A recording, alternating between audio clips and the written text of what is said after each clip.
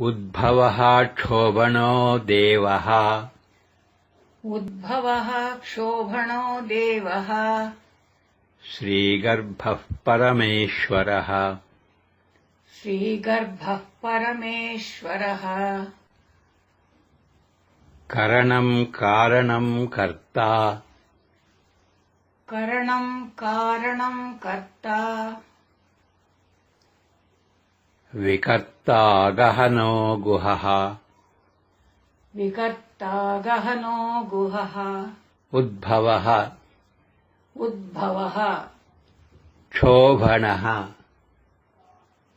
क्षोभणः देवः। देवः श्रीगर्भः श्रीगर्भः परमेश्वरः। परमेश्वरः।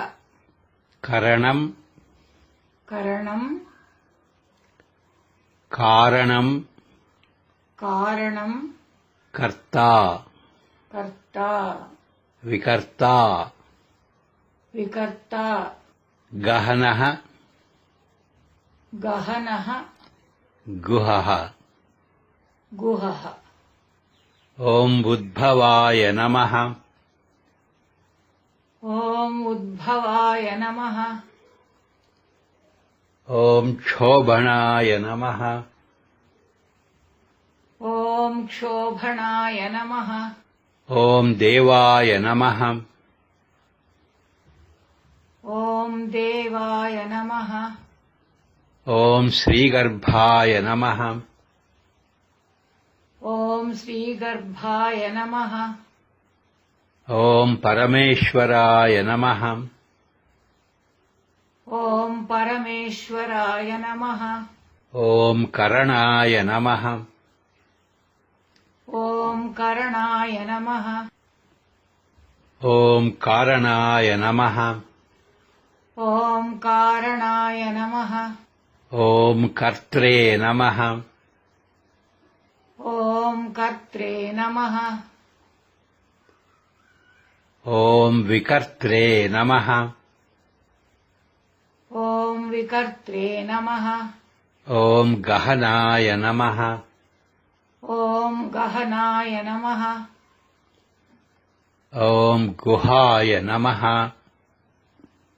ॐ गुहाय नमः।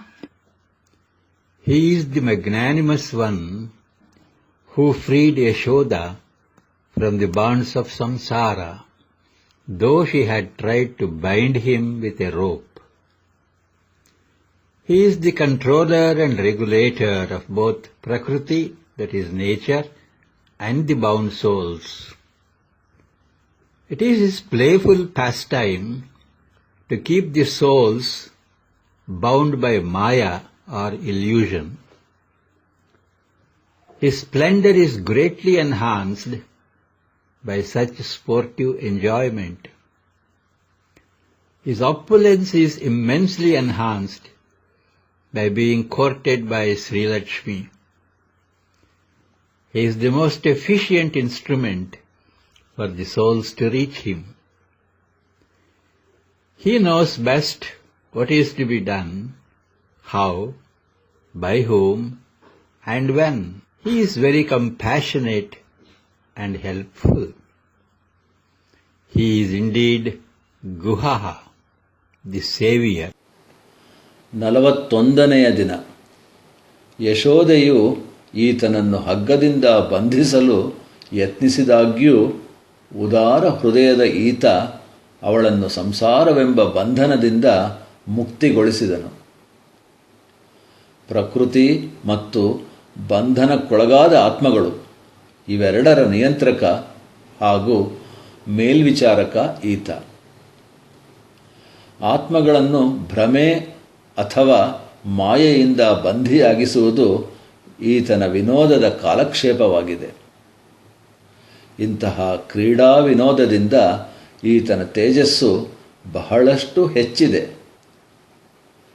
ಆತ್ಮಗಳು ಈತನನ್ನು ಸೇರಲು ಈತನೇ ಸಮರ್ಥ ಸಾಧನವಾಗಿದ್ದಾನೆ.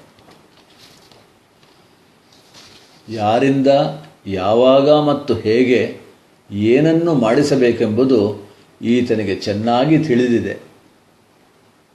ಈತನು ಬಹಳ ಉಪಯುಕ್ತ ಹಾಗೂ ಕರುಣೆಯುಳ್ಳಾತ. ಆಪದ್ರಕ್ಷಕ ಹಾಗೂ ಉದ್ಧಾರಕನಾದ ಈತನೇ ಗುಹ.